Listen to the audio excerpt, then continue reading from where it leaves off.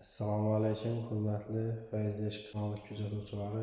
Növbətdəki Feyzli xanadonumuza, Feyzli eşqlərimizi sunub gətirdik.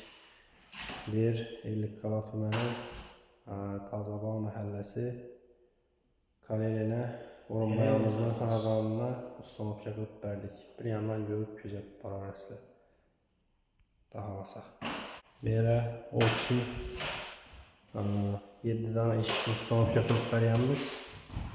Bir dana yarma, bir dana 6 dana yekke. Bir de yarma eşikimiz double olup işlendi. Eşiklerimiz açık beklemişler. Her daim gibi şıp.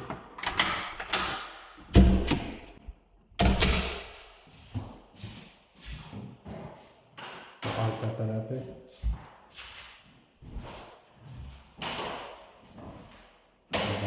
Yeşillerimiz kanlıklarım 08'i kalın endekli işlendi. Acayip kalın. En yaxşı, en sifətli materiallardan işlendi. Kullaklarım kalın. 4'ten işletlerdik kullakları. Yarım kenarlık kullak. Rezinkelerim sıkma rezinke. Kalk balıcını acayip olup işlendi. Karonalarım bagati olup işlendi. İtibar verene karonalara çok çıktı yine. Tırık yataş. Karonan alışıkla hem münersesi eşkinizin üzerine muhasılık işlendi. Yan başlarını görüşleriniz mümkün. Meyke çıkan zayan aparat olup işlendi.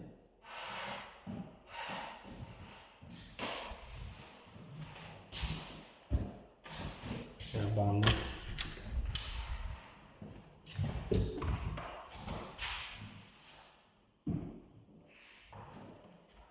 Dımdakşak.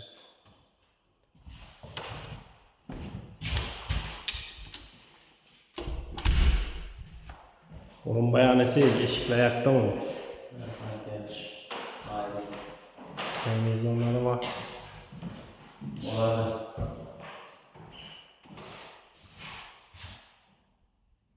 Kimde kime şu an bir hizmetle gerek olan olsa mimarlık hasta getirdiğim ortamlara müracaat kılabilirsler.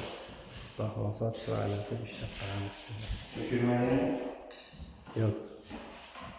yine saat bütçe. Ne 46? 46.